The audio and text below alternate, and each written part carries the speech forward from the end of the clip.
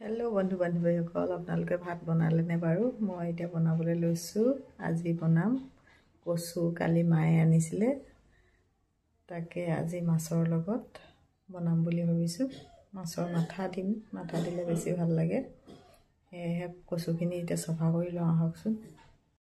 এইখিনি মায়ে কচু লৈ আহিছিলে তাকে এতিয়া বাছিম বুলি লৈছো আগে চাওকচোন কচুখিনি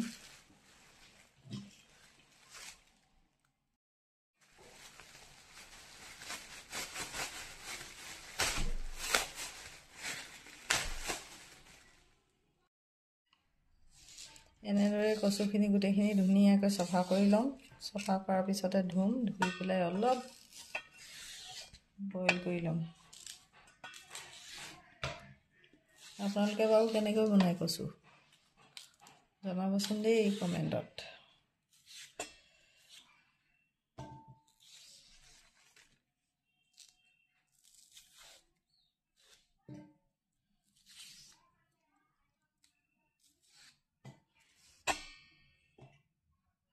কচু আখিনি ধুনীয়াকৈ ইয়াত ধুই ললো দি পিয়াজ দিলো পিয়াজ দিয়াৰ পিছতে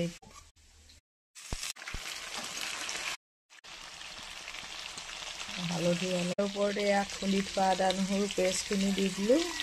অকণমান ভোট জলকীয়া আছিলে তাতে তাৰ ওপৰত উলট পালট কৰি লৰাই দিম অকণমান সিজিবলৈ হেৰি দি তাৰ পিছতে মই কচুখিনি কাটি থোৱা কচুখিনি দি দিম থাকো অকণমান তাৰ ওপৰতে দি দিছো খাবলৈ টেষ্টি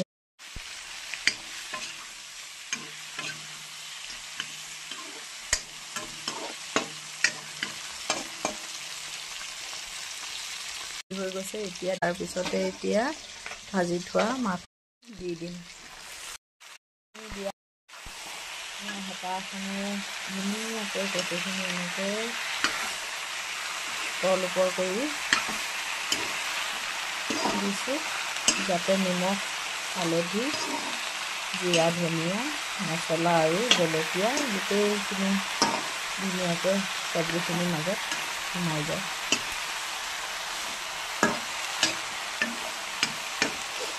তাৰপিছতে মই এতিয়া ধুনীয়াকৈ ঢাকোন এখনেৰে সিজিবলৈ ঢাকোন দি সিজিবলৈ মই এৰি দিম চব্জিখিনি ঢাকোন এখন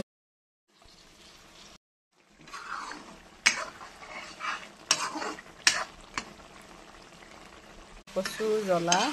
জালুক দিয়া চব্জিখন ৰেডি হৈ গ'ল আজি ভিডিঅ'টো ইমানেই